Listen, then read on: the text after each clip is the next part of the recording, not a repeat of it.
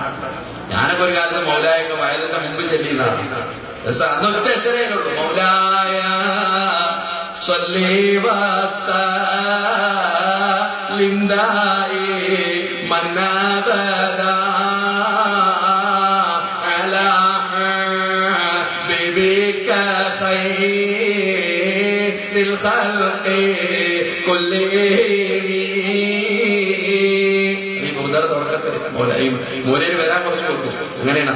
അപ്പൊ അത് വരെ ചിലപ്പോ ഇന്നത്തെ മാതിരി വണ്ടിക്കാരൊക്കെ കിട്ടിയിട്ടൊക്കെ വേണ്ടേ, ചിലപ്പോ തമ്മിൽ ചെല്ലിയിട്ട് ആദ്യത്തെ ഒരു പേജൊക്കെ എല്ലാവർക്കും ചെല്ലാൻ അറിയാം. അടുത്ത സ്റ്റെപ്പിലെത്തുമ്പോ കണ്ടുകെട്ടി ബാക്കികളാ. അപ്പൊ അങ്ങനെ കിടന്ന് മുറട്ടലും മുറുട്ടലൊക്കെ പാടിയിട്ട് അങ്ങനെയാണ് ചെല്ലിപ്പോക്കാണ് അതിന്റെ കഥ.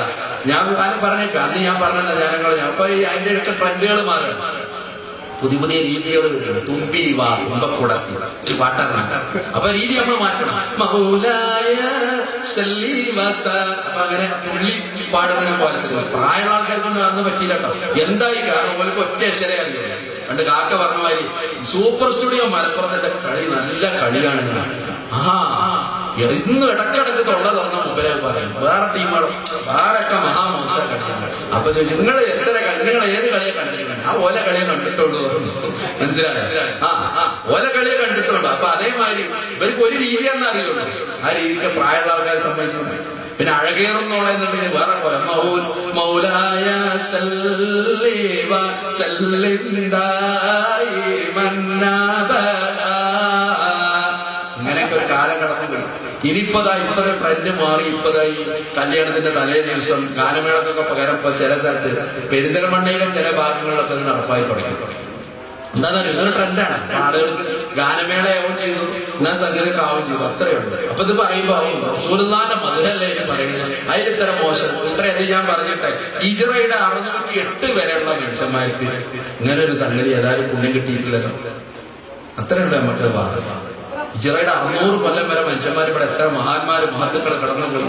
സ്വർഗം കൊണ്ട് സന്തോഷ വാർത്ത അറിയിക്കപ്പെട്ട മഹാരഥന്മാർ, ഉജ്ജലന്മാർ, ഉന്നതന്മാർ അവരൊക്കെ ഇവിടെ കടന്നുപോയില്ലേ, അവർക്കൊന്നും കിട്ടിയില്ല. ഇനിയിപ്പോ മൗലൂദിന്റെ കഥ, കുത്തുബിയത്തിന്റെ കഥ, അത് ഹിജ്റയുടെ 410 ശേഷം ജനിച്ച ഷെയ്ഖ് അബ്ദുൽ ഖാദിർ ജീലാനി. അപ്പൊ അതുവരെയുള്ള ആർക്കും കുത്തുബിയത്തും കിട്ടിയില്ല. ഈ കുത്തുബിയത്തിലൊക്കെ പറയണ എന്താ, നേരിട്ട് ഷെയ്ഖ് ജീലാനി 1000 വട്ടം വിളിച്ച് തേടുന്നത് കേട്ടാണ്. വരന്നെ പറയും ഏറ്റവും ഹബീബ നബിയാണ്.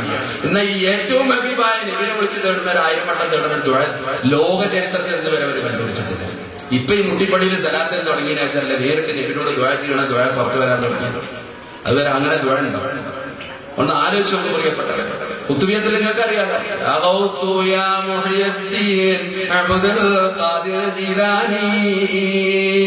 ലൈറ്റ് കെടുത്തിയിട്ട് 1000 വട്ടം ചൊല്ലി പിന്നെ ലൈറ്റ് ഇടും അല്ലേ. അപ്പൊ എന്താ പറയാ, സാധാരണ അത് തത്വ കിട്ടാൻ വേണ്ടിയിട്ടാണ് ലൈറ്റ് കെടുത്തത്. അങ്ങനെയൊക്കെ ഒരു വാദമാണ്. അങ്ങനെയാണ് ഇപ്പൊ കേരള സർക്കാരിന് 100 വട്ടം അഭിനന്ദനങ്ങൾ. തത്വം അങ്ങനെ കിട്ടില്ല, ഇടക്കിടക്ക് കറണ്ട് ഇങ്ങനെ പോകണം, എത്ര സുഖമാണ്. തത്വ നമുക്ക് അങ്ങനെ വല്ല ആരെങ്കിലും എങ്ങനെ തത്വ കിട്ടാണെങ്കിൽ നിസ്കാരത്തിലല്ലേ തത്വ കിട്ടുന്നത്. ആരെങ്കിലും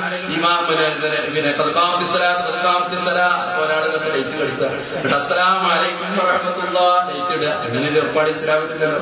അപ്പൊ ഈ ലൈറ്റ് കെടുത്തലേ അറിഞ്ഞത് ഈ തത്വമായിട്ടൊരു ബന്ധമൊന്നുമില്ല. അതിന് വേറെ കാരണങ്ങളാണ്.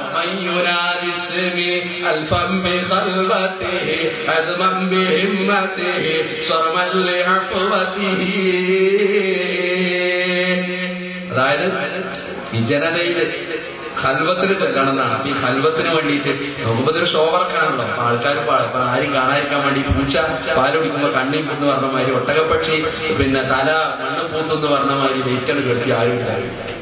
പണ്ടത്തെ കാലത്തൊക്കെ ഒരു തുണി മുമ്പിലിടും. തുണി മുമ്പിലിടുന്ന എന്തിനാന്നറിയാം, പിന്നെ അവിടെ ഷെയ്ഖ് വരുന്ന, എന്നിട്ട് ലൈറ്റിന് കെട്ടിയാണ് ഇതിന് ഒരു കാലിന്റെ അടയാളം വന്നു ഹാദറായി എന്നുള്ളൊരു ധാരണയാണ്. അപ്പൊ ഇതിന്റെ ഹിക്മത്താണ്. ഇത് ഈ കൂട്ടത്തിൽപ്പെട്ട ഒരു കാര്യപ്പെട്ട ആളെന്നെ ഈ പണി ഒപ്പിക്കണത്. അല്ലാതെ ജീലാനി വന്നിട്ട് ഇവിടെ കാലുകുത്തി പോകണമെന്നല്ല. പണ്ട് പിന്നെ എന്നിട്ട് ഒരിക്കൽ അതേമാതിരി മുക്കരിക്കാനോട് പറഞ്ഞു, മൊഴിയില് നിങ്ങൾക്ക് അർജന്റായിട്ട് ഒരു സ്ഥലം പോകാണ്ട് ഇത് നിങ്ങളാണ് ഇവിടെ കാലുകുത്തേണ്ടത് പറഞ്ഞിട്ട് ഒരു തമ്മിലൊരു ധാരണ കിട്ടി. അപ്പൊ മുക്കരിക്ക അള്ളാന്റെ ഒരു പണി നോക്കണം നിങ്ങൾ. മൂപ്പര് ഒരു കാലം ഇങ്ങനെ മുടങ്ങിയ കാലം, ഒരു കാലം ക്ലിയർ ആണ്, ഒരു കാലം ഇങ്ങനെ കുത്തുമ്പോ 5 വിരലേ 4 വിരലേ നിലത്തെത്തുള്ളൂ. അപ്പൊ മൂപ്പർക്ക് ഇങ്ങനെ നിന്ന് ലൈറ്റ് കെടുത്തുമ്പോ തന്നെ മൂപ്പര് ഉറപ്പിച്ചു ഏതായാലും ഞാൻ ഇടത്തെ കാലം അടുത്ത് വെക്കേണ്ടത്, കാരണം അതാണ് ഫുള്ളായിട്ട് നിലത്ത് പതിയാ, മറ്റേ എടുത്തേക്കാൻ പാടില്ല എന്നൊരു ധാരണയിലാ മൂപ്പര വന്നത്. പക്ഷെ ലൈറ്റ് അങ്ങോട്ട് കിടത്തിയിട്ട് ഈ ഹാവഭാവങ്ങൾക്കിടയിൽ മൂപ്പര അബദ്ധത്തിന് ഒരു കാലം എടുത്തേച്ചു. അത് ഏത് കാലാന്ന് എടുത്തേച്ചതിന് ശേഷം മൂപ്പര് ഇങ്ങനെ പിന്നെ അവസാനം ഞാൻ എടുത്തേക്കാതിനെ അവൻ വെച്ചിക്കണത് എന്നുള്ള ഒരു ധാരണയിൽ മൂപ്പര് ഇങ്ങനെ റാഹത്തായി നിന്ന് അവസാനം ലയിച്ചിട്ട് നോക്കുമ്പോ 4 വിരല് മാത്രം ഉണ്ടായിരുന്നു കാണുന്നു. മൂപ്പർക്ക് ഉള്ളില് ബേജാറായി. പക്ഷേ ആൾക്കാരൊക്കെ പറഞ്ഞ് നിന്റെ നേരെ ഉത്തിരി ചെയ്ത് നിങ്ങൾ ഒപ്പിച്ചതാണോ എന്ന് ജനങ്ങൾ ചോദിക്കുമെന്ന് മൂപ്പർക്കൊരു ബേജാറ്. അതിന് മൂപ്പരിങ്ങനെ വെപ്രാളപ്പെട്ട് ഇങ്ങനെ നിൽക്കണതിന്റെ ഇടയിൽ കൗമിന്റെ ഒരു അക്കല് നോക്കണല്ലോ. അങ്ങനെ നോക്കിയിട്ട് ജീരാലി അവർകൾ ഇന്ന് ഒരുപാട് സ്ഥലത്ത് പൊതുവേത്ത് നടക്കുന്നത് കൊണ്ട് എല്ലായിടത്തും കൂടി ഒന്ന് എത്താൻ നേരമില്ലാത്തതുകൊണ്ട് ഇവിടെ വന്നിട്ട് പെട്ടെന്ന് കാല് കുത്തിയിട്ട് ഒന്ന് നേരെ കൂടി കാല് വെക്കാനും കൂടി നേരല്ലാതെ മഹാനവറുകൾ പോയി. ആദിവാസികളെ ഈ കള്ളിനെ പറ്റി ബോധവൽക്കരിക്കാൻ വേണ്ടിയിട്ട് ആനമയക്കിടെ അപകടം മനസ്സിലാക്കാൻ വേണ്ടിയിട്ട് ഡോക്ടർ ക്ലാസ് കൊടുത്തൊരു കഥ ഉണ്ട്. ഒരു ഗ്ലാസ് ഇങ്ങനെ എടുത്തിട്ട് പിന്നെ കുപ്പി ഗ്ലാസ് ഇങ്ങനെ വെച്ചിട്ട് അതില് ഈ എപ്പരി കുടിക്കണ ഈ ആനമയക്കും കൂടെ ഒഴിച്ചിട്ട് കൂട്ടരങ്ങളില്ല ഗൗരവം മനസ്സിലാക്കിക്കൊള്ളിന്നിട്ട് വേറെ ക്ലാസ് എടുത്താൽ നിറച്ച് പുഴുക്കളെ ഇങ്ങനെ എടുത്തിട്ട് ഇങ്ങനെ കാട്ടിക്കൊടുത്തു. ഇവർക്ക് പ്രാക്ടിക്കലായിട്ട് നിങ്ങൾക്ക് ഞാൻ മനസ്സിലാക്കി തരാനായിട്ട് ഇങ്ങനെ പഠിപ്പിക്കാൻ. അങ്ങനെ ഈ ഡോക്ടർ എടുത്തിട്ട് ഈ ഇവര് കുടിക്കണ ഈ ആനമയക്കാറുള്ള സാധനം ഭയങ്കര ഡേഞ്ചറാണ്. അതെടുത്തിട്ട് ഈ ക്ലാസ് കണ്ട് ഒഴിച്ചപ്പോ സകല ക്ലാസ്സിലെ പുഴുകളും കൂടി ചത്ത സമയത്ത് ഡോക്ടർക്ക് ഒരു ആശ്വാസം കിട്ടി. ഇത്രയും അപകടമാണ് ഇവർക്ക് ബോധ്യമാകുന്നവർക്ക് ചോദിച്ചു, നിങ്ങൾക്കിപ്പോ എന്ത് പിടി കിട്ടിയെന്നാണ്. തമ്പുരാനെ ഞങ്ങൾക്ക് പിടി കിട്ടിയായിരുന്നു മൂപ്പം നിന്നിട്ട്. അത് ഗുരുമൂപ്പം പറഞ്ഞിട്ട് എന്തേ പിടി കിട്ടിയെന്ന് ചോദിച്ചു. നമ്മളെ പള്ളിയിലുള്ള പുലികളൊക്കെ ഇത് കുടിച്ചാൽ ചത്തുപോകുന്നുള്ളൊരു പിടി ഞമ്മക്ക് കിട്ടിപ്പോയി എന്ന് പറഞ്ഞതാണ്. ഒരു ഗുണപാഠം കിട്ടിയപ്പോ അതിന്ന് പോലും ഗുണപാഠം ഉൾക്കൊള്ളാൻ കഴിയാതെ പോയ ദ്രവിച്ചുപോയ ചില ബുദ്ധികളെ നമ്മൾ കാണുന്നു പ്രിയപ്പെട്ടവരെ. അതുകൊണ്ട് പ്രിയപ്പെട്ടവരെ വിമർശിക്കാൻ വേണ്ടി പറയല്ല. ഇമാം 608 ശേഷം വന്നതാണ്. അദ്ദേഹത്തിന്റെ കവിതകൾക്ക് അതിൻ്റെതായ മഹത്വം ഉണ്ടായിരിക്കാം. പക്ഷെ അത് ഖുർആനിനോടൊന്നും താരതമ്യപ്പെടുത്തണ്ട. മൗലിദിന്റെ രചനകൾ നിങ്ങളെ നോക്കി നമ്മുടെ കുടിയുള്ള കാര്യം നാടൻ വീട്ടിലെടുക്കില്ല, ഒന്നും വേണ്ട, കൂടുതൽ വയതൊന്നും പറയണ്ട. പിന്നെ ആ വീട്ടിൽ ഖുർആനിനാണോ മൗലിദ് കിതാബിനാണോ ഫളായിലും പറയുന്നത്? സാധാരണന്മാരൊന്നും ചോദിക്കുന്നത് ഓറ്റ കാര്യം മൗലിദ് കിതാബ് ഇങ്ങോട്ട് കൊണ്ടുവരാണ്. അപ്പൊ തലക്കിടി എവിടെയാണ്? നന്ദു വെക്കണി തലക്കിടി വേണം. ചെന്നത്തിരി എവിടെയാണ്? ചെന്നത്തിരി വേണം. ഇതൊന്നുമില്ലാതെ തീപ്പെട്ടി ചെന്നത്തിരി ഒക്കെ പാടല്ലാതെ ഇത് തൊറിയില്ല. ഖുർആൻ അങ്ങനെ പ്രശ്നമൊന്നുമില്ലല്ലോ. നിങ്ങളെ വീട്ടിലെ ഏറ്റവും വലുതേതാണെന്ന് ഒന്ന് നെഞ്ചത്ത് കൈവച്ച് ചിന്തിക്കുന്നത് നല്ലതാണ്. അതുകൊണ്ട് അന്ധവിശ്വാസങ്ങളും അനാചാരങ്ങളും പടികടന്ന് വരുമ്പോ ഇതൊക്കെ ഒരു കാലത്ത് അതിശക്തമായി ജനങ്ങളോട് പറഞ്ഞപ്പോ ഒരു പരിധി വരെ ജനങ്ങൾ ഉപേക്ഷിച്ചു പോയ സാധനങ്ങൾക്ക് അറിയോ? ഈ നാട്ടിൽ പക്ഷിപ്പാട്ടിനൊക്കെ മഹത്വം പറഞ്ഞൊരു കാലം ഇവിടെ കടന്നുപോയി. ഇന്നിപ്പോ ആരാ പക്ഷിപ്പാട്ട് ഉണ്ടാക്കിയത്? അല്ലെ? നടന്നിട്ടുറങ്ങുന്ന 400 നാരികൾ, കിടന്നിട്ടുറങ്ങുന്ന 400 നാരികൾ, നിന്നിട്ടുറങ്ങുന്ന 400 നാരികൾ. ഷിയാക്കളുണ്ടാക്കിയ സംഗതിയാണത്. കാരണം സകല ആൾക്കാരും പോയപ്പോഴും തോറ്റു. അലി റളിയല്ലാഹു അൻഹു ചെന്നപ്പോ ജയിച്ചു എന്ന് വരുത്തുന്ന ഒരു കഥയാണ് അത്. അതിൽ തന്നെ ആ കവിതയൊക്കെ നല്ല രസമാണ്. റസൂലിന്റെ എന്ന് പറഞ്ഞാണ് അതിന്റെ തുടക്കം തന്നെ. ഒന്നാം വിളിക്കും ജവാബൊന്നും ചെയ്തില്ല. പക്ഷിനെങ്ങനെ വിളിക്കുക? അക്ബർ സദക്ക എന്നാ പക്ഷിയുടെ പേര്. ഈ അക്ബർ സദക്ക എന്തോ ഇത്തരം ഒപ്പിച്ചിട്ടേ അലി പോയിട്ട് 3-4 വട്ടം വിളിച്ചപ്പോ അവസാനം അക്ബർ സദക്ക മരണിച്ച് അങ്ങനെ വലിയ വർത്താനം പറയണ്ട. അങ്ങനെയാണെങ്കിൽ 7 കടലിനപ്പുറത്ത് ഒരു കൊട്ടാരത്തിലൊരു പെണ്ണിനെ കൊണ്ടുപോയിട്ട് ജിന്ന് കൊണ്ടുപോയിട്ട് കൂട്ടിയിട്ടിട്ടുണ്ട്. അതൊന്നും കൊടുന്നാൽ ചെയ്യുന്നത് മനസ്സിലായോ? ആധുനിക കാലഘട്ടമായിട്ട് താരതമ്യം നോക്കുന്നത്. ഇന്നിപ്പോ മനുഷ്യന്മാർക്കൊക്കെ വേദാന്തം കൂടി കയറിയിട്ട്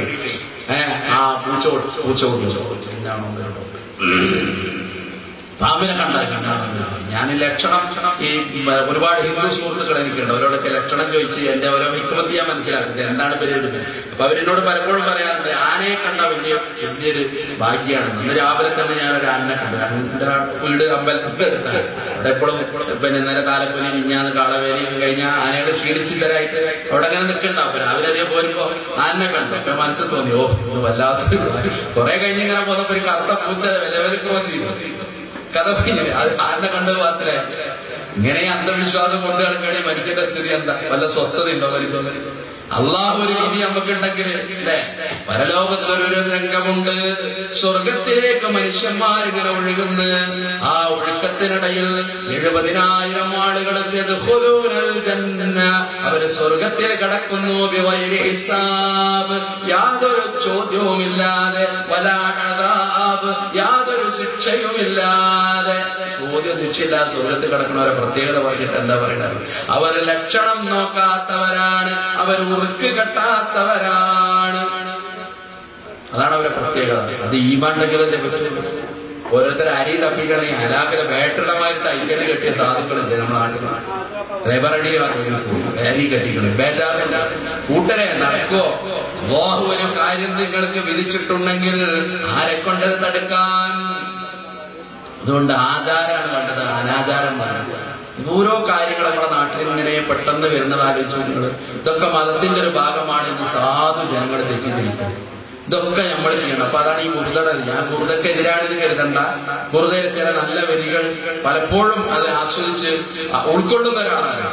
പക്ഷെ ഒരുപാട് ഭാവന അതിശയോക്തി കലർന്ന ചില വരികൾ, എത്രത്തോളം ഇസ്തിഹാസ തവസ്സുൽ പോലെയുള്ള കാര്യങ്ങൾ അത് വരുമ്പോ അതിനോട് നമുക്ക് യോജിക്കണമെന്നില്ല. കാരണം അത് ഇസ്ലാമിന്റെ പ്രമാണം അങ്ങനെയാണ്. മാലിക് ഇമാം പറഞ്ഞല്ലോ, ഈ ലോകത്ത് വന്ന ഏതൊരു മനുഷ്യനും പറയുന്ന വാക്കുകൾ ഒന്നുകിൽ ശരിയോട് യോജിക്കാം, യോജിക്കാതിരിക്കാം. ഇല്ലാ സ്വാഹിബ ഹാദൽ ഖബർ, ഈ ഖബറിൽ കിടക്കുന്ന മനുഷ്യനൊഴികെ എന്ന് മുത്ത് മുസ്തഫ സ്വല്ലല്ലാഹു അലൈഹി വസല്ലമയുടെ മദീനയിലെ ഖബർ ചൂണ്ടിയിട്ട് ഇമാം മാലിക് റളിയല്ലാഹു അൻഹു പറഞ്ഞത് എത്ര സത്യമാണ്. പക്ഷെ ഇതൊക്കെ പറയുമ്പോ നിങ്ങൾ അങ്ങനെ പറയരുത്. സുബീക്ക് നിങ്ങൾ കുനൂത്തോന്നുണ്ടോ? എന്താ നിങ്ങൾ ഓതാത്ത്?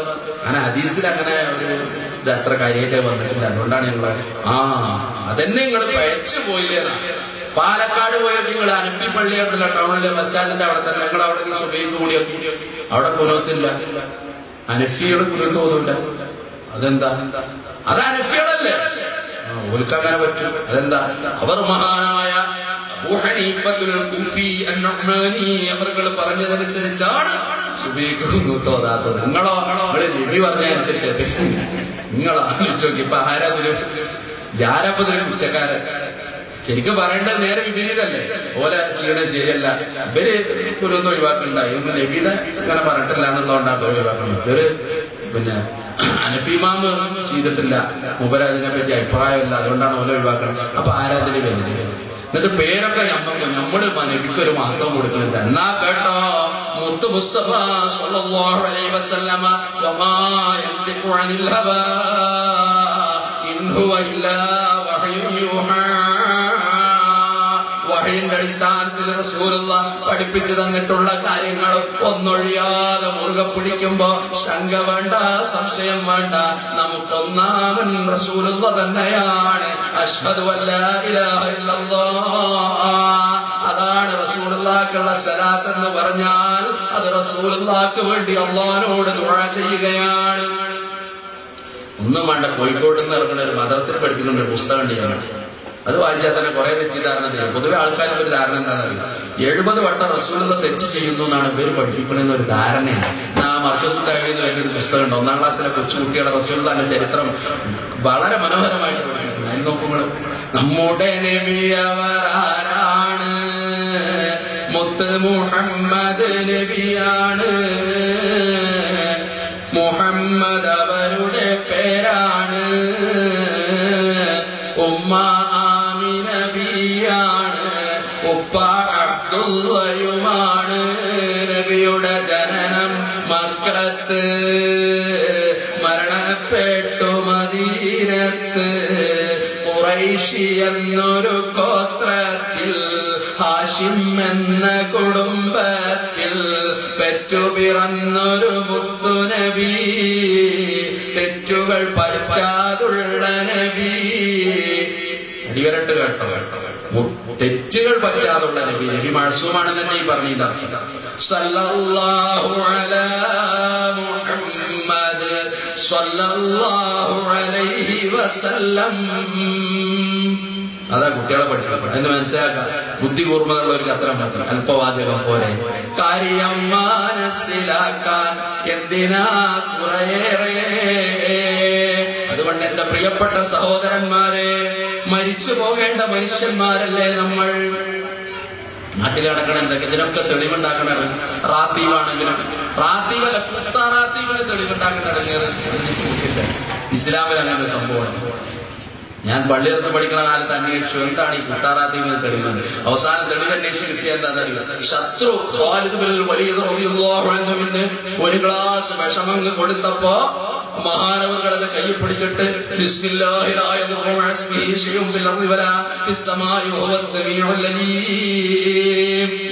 കുടിച്ചു. മഹാനവറുകൾ യാതൊരു അപകടവും പറ്റിയില്ല. ഇനി തെളിവുണ്ടാക്കണ രീതി നോക്കട്ടോ. ആകയാൽ ശരീരത്തിന് അപകടകരമാകുന്ന കാര്യങ്ങൾ ദീനിന്റെ സംസ്ഥാപനത്തിന് വേണ്ടി അത് അപകടമാണ് എന്നറിഞ്ഞുകൊണ്ട് തന്നെ ചില പ്രത്യേക ദിക്റുകൾ ചൊല്ലിക്കൊണ്ട് നടപ്പാക്കുന്നതിൽ വിരോധമില്ല. ഇപ്പൊ തെളിവ് കൂടിയിട്ട് അതാണ് തെളിവ്. അപ്പൊ എന്താ? അപ്പൊ അതിനർത്ഥം കുത്താറാത്തീവ് എന്ന് പറഞ്ഞൊരു സംഗതി ദീനിൽ എന്താണ് പറ്റിയൊരു സംഗതി. ആലോചിച്ചു നിങ്ങൾ, മനുഷ്യന്റെ കാര്യം ദിക്റയിൽ കുത്തി മലർത്തിയിടുക എന്ന് പറഞ്ഞാല് ഇതൊരു പുണ്യമായിട്ട് ഇസ്ലാമിൽ പഠിപ്പിക്കും. അതൊരു പൊതുസമൂഹത്തിൽ ജനങ്ങൾക്കൊക്കെ പിഞ്ചു മക്കളെ കണ്ടേ പേടിച്ച് പണ്ടത്തെ കാലത്തൊക്കെ വല്ലാതെ കുത്തിയിരുന്നു. ഇപ്പൊ കുത്തു നിർത്തി.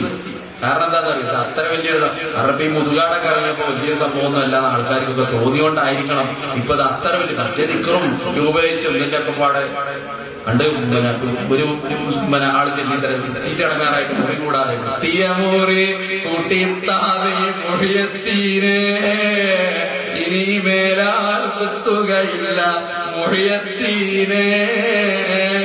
അങ്ങനെ പലജാതി കുത്തുന്നു. അപ്പൊ കുത്താറാക്കണം. ഇതൊക്കെ ദീനിന്റെ പ്രമാണം. തൊഴിൽ കുത്തുബിയത്താകട്ടെ മൗലിദുകളാകട്ടെ അതൊക്കെ അന്ധവിശ്വാസത്തിന്റെ അനാചാരത്തിന്റെ ഭാഗമാണ്. നമുക്കതോട് യോജിപ്പില്ല. നമ്മളെ സംബന്ധിച്ചിടത്തോളം പരിശുദ്ധ ഖുർആൻ അല്ലേ, അതുപോലെ ഖബറ് നമ്മൾ ആലോചിച്ചു. ഖബറിലേക്ക് ജനങ്ങളെ എന്താ പറയാ, ഖബർ സിയാറത്ത് പുണ്യാക്കിയതല്ലേ. നിങ്ങളെ ബാപ്പ മരിച്ചു കിടക്കുമ്പോ അവിടെ പോയി ദുആ ചെയ്യേണ്ടത് നിങ്ങളല്ലാതെ മറ്റാരാണ്? ഇദാ മാത ഇൻസാനുൻ ഖത്താ അമലുഹു ഇല്ലാ ബിൻ സലാത്ത്. മൂന്ന് കാര്യങ്ങളല്ലാത്ത മുഴുവൻ മുറിഞ്ഞു പോകുന്നു. ഒരാൾ മരിച്ചാൽ അതിൽപ്പെട്ട ഒന്നാണ് വലതുൻ സ്വാലിഹുൻ യദ്ഉ ലഹു, ബാപ്പാക്ക് വേണ്ടി ദുആ ചെയ്യുന്ന ഒരു നല്ലവനായ മകൻ. ആരാ ബാപ്പാക്ക് ദുആ ചെയ്യണമെന്ന് പറഞ്ഞു? ദുആ ചെയ്യണം അവനാന്റെ വാപ്പാക്ക്. അവനാനല്ല പിന്നെ ആരാ ദുആ ചെയ്യണം? മരിച്ചു കിടക്കുന്ന വാപ്പാക്ക്. മയ്യത്ത് നിസ്കാരം കേരളത്തിലെ മക്കളെ കൊണ്ട് ഇമാമ് നിൽക്കുന്ന ഒരു സംവിധാനം ഉണ്ടാക്കിയത് ഇസ്രായേൽ പ്രസ്ഥാനമാണ്. മറ്റേതാ മക്കൾക്ക് ആ പരിപാടി ഉണ്ടല്ലോ. ഓങ്ങനെ വല്ല പിന്നെ ടൗസറും കാട്ടിട്ട് ഒഴിഞ്ഞ് നിന്നിട്ട് ഒരു കാജാവൂടി കഴിച്ചിങ്ങനെ ഒഴിഞ്ഞിരിക്കുക. ഉസ്താദെ നമസ്കാരം കഴിഞ്ഞോ? കുഴിയൊക്കെ ഇവിടെ റെഡിയായി അവിടെ നിന്നിട്ട് രണ്ടാള് വേറെ കോലം കെട്ടിട്ട് അവിടെ ഒരു കഞ്ഞി പാർക്കിട്ടിട്ട് ഒരുത്തം വേറെ അവിടെ ഒരു ബന്ധമല്ലതുമായിട്ട്. പിന്നെ തോന്നി നമ്മൾ ചെയ്യേണ്ടതാണ്. അതുകൊണ്ട് മക്കളാണ് ഇമാമ് നിൽക്കേണ്ടത്. മറ്റേ മോരേരി ഇമാമെന്നതിന് ഗുണം ദോഷം ഒരുപാട്. പ്രസിഡന്റ് മരിച്ചിട്ട് ഇമാമാണ് കല്ല് കെട്ടിയ നേരത്തെ ഉസ്താദിന്റെ ഓർമ്മയിൽ എന്താ വരും? ഈ പഹൻ 50 റുപ്യ അന്ന് കമ്മിറ്റി യോഗം കൂടിയപ്പോ 400 റുപ്യ ശമ്പളം 450 ആക്കുന്ന എല്ലാവരും അഭിപ്രായം പറഞ്ഞപ്പോ പ്രസിഡന്റ് പറഞ്ഞു, നിങ്ങൾക്കാണ് പറഞ്ഞു പോയാൽ മതി, എടുത്തു കൊടുക്കേണ്ടതാണ് ഞാൻ. അതുകൊണ്ട് 400 റുപ്യ തന്നെ നിൽക്കട്ടെ തൽക്കാലം എന്ന് പറഞ്ഞപ്പോ ആ ഓർമ്മ കല്ലിന് വരൂലേ കെട്ടുമ്പോ. അതേ സമയത്ത് സ്വന്തം മകനാണെങ്കിൽ അല്ലാഹുവേ പുറത്തു കൊടുക്കണേ എന്ന് പറയുമ്പോ അതിനൊരു പ്രത്യേകത വേറെ. ഖബർ സിയാറത്ത് അതിന് വേണ്ടിയിട്ടാണ്. നിങ്ങൾക്ക് മരണം ഓർമ്മിക്കാൻ ഖബർ സിയാറത്ത്. ഖബറിലുള്ളവരെ വിളിച്ചിട്ടാണ് ഖബർ സിയാറത്ത് പറഞ്ഞിട്ടുള്ളത്. നിങ്ങൾക്കറിയില്ല, ഗതാഗത മനുഷ്യനല്ലേ. ജീർണിച്ച ഖബർ പുതുക്കി ശരിയാക്കുന്നത് പൊതുസ്ഥലമിലത് പാടില്ല എന്നാണുള്ളത്. തഴവമൂര് പാടിയതാ. നിങ്ങളൊന്ന് ബസ്സിലാണ് പോയി ആ വളാഞ്ചേരി കുച്ചിപ്പുറത്ത് കിടക്കുന്നത് പൊതുസ്ഥലത്തൊക്കെ ഹൈവേ മേലേക്ക് ഇങ്ങനെ കേറി വരില്ലേ കൊല്ലം ബന്ധത്തിന്റെ അവസ്ഥ. ഇപ്പൊ കസാല കണ്ടിട്ട് തള്ളാനും തന്താനും ചെന്നത്തിയും പിന്നെ എന്താ പറയാ ടാർപ്പായും വലിയൊരു സംഭവമാണ്. അത് പാടില്ല, അത് വേണ്ട. അതൊരു നാനാജാതി ജനങ്ങൾ ജീവിക്കുന്ന ഒരു നാടല്ലേ. ജീവിക്കണേയും ജീവിച്ചോട്ടെ, ഇത് ഇങ്ങനെ തന്നെ അത് തൊടൂല, അത് അങ്ങനെ ഉഷാറാക്കും അങ്ങട്ടാക്കുന്നതായിട്ടാണ് ചില സാധുക്കൾ ആവേശപ്പെടുന്നത്. അതുകൊണ്ട് പ്രിയപ്പെട്ടവരെ, ഞാൻ സമയം അതിക്രമിച്ചു ഞാൻ അവസാനിപ്പിക്കണം, ക്ഷമിക്കും. ഒറ്റ കാര്യം, അവരെന്ന് കേട്ടാൽ തൽക്ഷണം ഞെട്ടേണ്ടതാ പറഞ്ഞു നോക്കുകയാണ്. കണ്ടാലുടൻ വാവിട്ടു നീ കരയേണ്ടതാ, മേടക്ക് പകരം മാടമാ സുബ്ഹാന റബ്ബി അതിൽ കിടക്കേണ്ടതാണ് സമാന, മെത്തക്ക് പകരം മണ്ണതിൽ വിരിച്ചിട്ടതാ സുബ്ഹാന റബ്ബി ഇരുളിനാൽ പെയിന്റിട്ടതാ, ചിതലും പുഴുക്കള് താവളം പെരുത്തുണ്ടതിൽ സന്തോഷം സന്തോഷമാണവകൾക്ക് നീ ചെല്ലുന്നതിൽ പൊൻവർണ്ണ കോമള മൃദുലമായ ശരീരമിൽ സമരത്തിലാണ് പരസ്പരം തിന്നുന്നതിൽ. സുഹൃത്തുക്കളെ, ഒരു 3 ദിവസം കൊണ്ട് നമുക്കുള്ള നേത്രം പോകുമേ, അത് രണ്ടും നോക്കുന്ന പക്ഷം കാണുമേ ഗുഹ 2, കാണുന്ന പക്ഷം മണ്ടുമേ ഭയം കൊണ്ട്. ഇവയൊക്കെയും ചിന്തിച്ച് കരയുക സോദരാ, എന്നാൽ സുറൂറായി നീ കടക്കും മറുകരാ. ഈ കവിതയിൽ എന്താ പറഞ്ഞു? 3ന്റെ അന്ന് കണ്ണു കണ്ടു. സുഹൃത്തുക്കളെ, ഒരു 3 ദിവസം കൊണ്ട് നമുക്കുള്ള നേത്രം പോകുമേ, അത് രണ്ടും നോക്കുന്ന പക്ഷം കാണുമേ ഗുഹ 2, കാണുന്ന പക്ഷം മണ്ടുമേ ഭയം കൊണ്ട്. നീ നമ്മളെ നാട്ടിലത്തെ ഒരു അവസ്ഥ ആലോചിച്ചു. വാപ്പ മരിച്ചു 3ന്റെ അന്ന് വാപ്പാന്റെ കണ്ണ് പോണ നേരത്ത് ഞാർക്കേലും ഇവിടെ കച്ചമ്പർ കിട്ടാണ്ടോ? അനക്ക് കോഴിക്കാല് കിട്ടിയില്ലേ? അനക്ക് വല്ലാത്തൊരു ക്രൂരതല്ലേ ഈ പേരക്കുട്ടികളും മക്കളും കാട്ടുന്നു.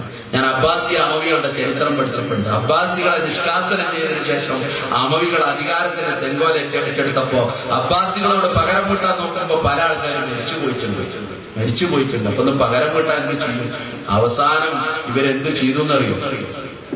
കബറാണ് മാറ്റി അബ്ബാസികളെ. എന്നിട്ട് ആ എല്ലും പോലൊക്കെ പാടെടുത്തിട്ടുണ്ട് വിരിച്ചിട്ട് അതിനൊരു സുപ്ര വെച്ചിട്ട് നല്ല ഭക്ഷണം തന്നൊരു കഥ ഉണ്ട് ഈ ഇസ്ലാമിക രാഷ്ട്രീയ ചരിത്രത്തിൽ. അതിനോട് സമാനാണോ ആലോചിച്ചു? നിങ്ങൾ വാപ്പ മരിച്ചിട്ട് 3ന്റെ അന്ന് ഇവിടെ എന്തോ ഒരു കച്ചമ്പർ വേണ്ടവർക്ക് കച്ചമ്പർ, മറ്റത് വേണ്ടവർക്ക് മറ്റേത്. എന്തോ ഒരു രസാണ്. മക്കളൊരു ബാളം, പേരക്കുട്ടികള് തെറ്റിയോലൊക്കെ വാപ്പാനോട് മുണ്ടാത്ത പേരക്കുട്ടികളൊക്കെ അങ്ങനെ വന്നിട്ട് ഓലും വളർത്തുകയാണ്. എന്താ രസം എന്നാലോചിച്ചത്? ഒരു ഗുളികക്ക് കിട്ടാൻ കൊതിച്ച കാലം ആശുപത്രിയിൽ രോഗാതുരമായി കടന്നപ്പോ പൊന്നുമോനെ നിന്റെ മുഖമൊന്ന് കണ്ടിരുന്നെങ്കിൽ എന്ന് കൊതിച്ചിരുന്ന ബാപ്പ. പക്ഷേ അന്ന് മകന് തോന്നിയില്ല വരാൻ. ഇന്ന് വളമ്പാൻ മകൻ വരുന്നു. നീ എന്ത് ക്രൂരനാണ്! ജീവിതകാലത്തൊരു ഗുളിക വാങ്ങിക്കൊടുക്കാൻ ആശുപത്രിയിൽ ഒന്ന് വരാൻ, ഒന്ന് ബാപ്പാക്ക് ദുആ ചെയ്യാൻ. അല്ലാഹുമ്മ റബ്ബന്നാസ് അദ്ഹിബിൽ വസൈശ്ഫി അൻത ശാഫി ലാ ശിഫാ ഇല്ലാ ശിഫാഉക ലാ യുഗാദിറു സഖമാ. അതിന് വരാൻ പറ്റിയില്ല. ഇപ്പൊ വന്നിട്ട് അങ്ങനെ മെയിനാകുക, അത് വളർന്നു ഇത് വളർന്നു. അപ്പൊ ഇത് കണ്ടിട്ട് ഒരു സ്ഥലത്ത് ഒരു താടി വെച്ചിട്ടൊരു വലിയ പ്രായമുള്ള കാരണവരും ഇങ്ങനെ താടി കൈ കൊടുത്ത് ഇങ്ങനെ ആലോചിക്കുക. ഈ മക്കളെ ഈ കാട്ടിക്കൂട്ടലുകളും ഈ വളമ്പുടതും ഇതൊക്കെ പാടെ കണ്ടിട്ട്. കാരണം ഈ മൂപ്പര് പോയാലും തന്നെയല്ലേ കഥ എന്ന് ആലോചിച്ചത് എന്തോള്ളവരും പണ്ട് കറിങ്ങനെ വളമ്പിയപ്പോ ചെറുക്കം ഇങ്ങനെ കറി പറഞ്ഞാൽ ഈ മരിച്ചോടത്ത് തുടങ്ങുന്ന സാധനമാണ്. ചെറുക്കം പറഞ്ഞു ഒരു ക്ലാസ് കൂടി തരുന്ന 2ാമത്തെ ക്ലാസ് കൊടുത്തു. 3ാമത്തെ ക്ലാസ് വെച്ചപ്പോ വളമ്പനാണ് പറഞ്ഞു ചിലക്കാതെ പെയ്തൊക്കെ കൊടുത്ത് തനക്ക് മാത്രം വളമ്പി നിന്നാൽ പോലെ ഇവിടെ ആൾക്കാർക്ക് പറയാൻ എത്തിക്കാണ്ട്. അടിയപ്പോ ഉള്ളോണ്ട് പറഞ്ഞു എന്താ പറയുക, ഇണ്ടോടിയും വെള്ളിമണ്ട് എന്ന് പറഞ്ഞു. അതേമാതിരിയുള്ള ഒരു അവസ്ഥയിൽ ആലോചിച്ചു. ഇതിങ്ങനെ അപ്പൊ ഈ ചെറുക്കങ്ങനെ ഇയാളിങ്ങനെ താടി കൊടുക്കുക, ഇയോട്ട് ഇങ്ങനെ ആലോചിച്ചു. ഒരു വികൃതി ചക്കൻ ഇങ്ങനെ കണ്ടിട്ട് മൂപ്പരെ ഈ ബിരിയാണി വളർന്നൊക്കെ കണ്ടിട്ട് മൂപ്പർക്ക് പറ്റിയില്ല എന്താ അറിയില്ല. താടി ഇങ്ങനെ ഈ ചെറുക്കങ്ങനെ ഓടിച്ചെന്നിട്ട് മൂപ്പരെ താടി അടുത്ത മുതലല്ലേ എന്ന് പറയുന്നു. അതാണ് കുറ്റം, ഒരു ഫലിതം മാത്രമാണ്. അതുകൊണ്ട് ചിന്തിക്കാൻ നല്ലതാണ്. അതുകൊണ്ട് ഞാൻ അവസാനിപ്പിക്കുകയാണ്. അന്ധവിശ്വാസങ്ങളിൽ നിന്നും അനാചാരങ്ങളിൽ നിന്നും നമുക്ക് തിരിച്ചു പോകണം. നമുക്ക് പരിശുദ്ധ ഖുർആൻ, ആ പരിശുദ്ധ ഖുർആൻ ആറോടണച്ച് പിടിച്ച് അത് നമ്മുടെ ജീവിതത്തിന്റെ ഭാഗമാക്കി മാറ്റുക. നമ്മുടെ മഹാരഥന്മാര് കടന്നുപോയ അമ്പിയാക്കളുടെ, ഔലിയാക്കളുടെ, സലഫുസ്വാലിഹുകളുടെ, ശുഹദാക്കളുടെ സച്ചരിതമായ പാതയുണ്ടല്ലോ. ഇഹ്ദിനസ് സിറാത്തൽ മുസ്തഖീം. റബ്ബേ, നേരായ പാതയിൽ ഞങ്ങളെ നീ ചേർക്കണം റബ്ബേ. ആരുടെ പാതയെന്നറിയുമോ? മിനൻ നബിയീന വസ്സുദ്ദീഖീന വശുഹദാഇ വസ്സാലിഹീൻ. അല്ലാഹു ആ പാതയിൽ ചേരാൻ നമുക്കൊക്കെ മഹാഭാഗ്യം പ്രദാനം ചെയ്യുമാറാകട്ടെ. വളരെ ത്യാഗം സഹിച്ചുകൊണ്ട് ഇങ്ങനെ ഒരു പരിപാടി സംഘടിപ്പിച്ചിട്ടുള്ള ഇതിന്റെ സംഘാടകർ അർഹിക്കുന്ന പ്രതിഫലം നാഥൻ അവർക്ക് പ്രദാനം ചെയ്യുമാറാകട്ടെ. എന്റെ വാക്കുകളിൽ എന്തെങ്കിലും അബദ്ധം സംഭവിച്ചിട്ടുണ്ടെങ്കിൽ സർവശക്തനായ റബ്ബ് തആല എനിക്കത് പുറത്തു തരുമാറാകട്ടെ. അതുപോലെ തന്നെ ഈ ശബ്ദം കേട്ടിട്ടുള്ള ഈ നാട്ടിലെ നല്ലവരായ സഹോദരന്മാർ, സഹോദരിമാർ, ഈ പറഞ്ഞതിൽ എന്തെങ്കിലും ഒരു കാര്യമുണ്ടെന്ന് ഏതെങ്കിലും കാലത്ത് നിങ്ങളുടെ മനസ്സിൽ തോന്നുന്നുവെങ്കിൽ അത് ഉൾക്കൊള്ളുക എന്ന സ്നേഹബുദ്ധിയ ഓർമ്മപ്പെടുത്തുകയാണ്. വിമർശിക്കേണ്ടതിനെ വളരെ മാന്യമായ രീതിയിൽ തന്നെ ആർക്കും വിമർശിക്കാനുള്ള ഒരു സ്വാതന്ത്ര്യമുണ്ട്. എല്ലാം ഉൾക്കൊള്ളണം ഒരാൾ എന്നുള്ള വാദം ഈ നാട്ടിലോ ഈ ലോകത്തോ നടപ്പാക്കാൻ കഴിയാത്തൊരു സംഗതിയാണ്. അതുകൊണ്ട് ചൂഷണങ്ങൾ മുടിപ്പള്ളിയൊക്കെ ഒരുപാട് പറയേണ്ടതാണ്. പക്ഷെ പറയുന്നില്ല, എന്നുള്ള സമയമൊക്കെ നഷ്ടപ്പെട്ടു പോയി. ഏതായിരുന്നാലും എന്റെ പ്രിയപ്പെട്ട സഹോദരി സഹോദരന്മാർ, വളരെ സത്യസന്ധമായി വളരെ തഖ്വയോടുകൂടി നമ്മുടെ ഇരുലോക ജീവിതത്തിന്റെ വിജയത്തിന് വേണ്ടി പ്രവർത്തിക്കുകയും പ്രാർത്ഥിക്കുകയും ചെയ്യുക. അള്ളാഹു നമ്മളെ അനുഗ്രഹിക്കുമാറാകട്ടെ. മരിച്ചുപോയ നമ്മുടെ മാതാപിതാക്കൾ, കാരണവന്മാർ, സ്നേഹിതന്മാർ, അവരുടെയൊക്കെ ഖബറിടം അള്ളാഹു സ്വർഗ്ഗ പൂങ്കാവനമാക്കി കൊടുക്കുമാറാകട്ടെ. അവരുടെ പാപങ്ങൾ അള്ളാഹു പുറത്തു കൊടുക്കുമാറാകട്ടെ. അവരെയും നമ്മളെയും അള്ളാഹു ജന്നാത്തുൽ ഫിർദൗസിൽ ഒരുമിച്ച് കൂടി അനുഗ്രഹിക്കുമാറാകട്ടെ. ഒരുപാട് രോഗങ്ങളുമായി പ്രയാസപ്പെടുന്ന ധാരാളം വേണ്ടപ്പെട്ട പ്രിയപ്പെട്ട ആളുകളുണ്ട്. അള്ളാഹു അവരുടെ രോഗങ്ങൾക്ക് നീ ശിഫ പ്രദാനം ചെയ്ത് അനുഗ്രഹം പ്രദാനം ചെയ്യണമേ. അള്ളാഹു ربنا آتنا في الدنيا حسنة وفي الآخرة حسنة وقنا عذاب النار. ربنا تقبل منا إنك أنت السميع العليم وتب علينا إنك أنت التواب الرحيم. وآخر دعوانا أن الحمد لله رب العالمين. السلام عليكم ورحمة الله وبركاته.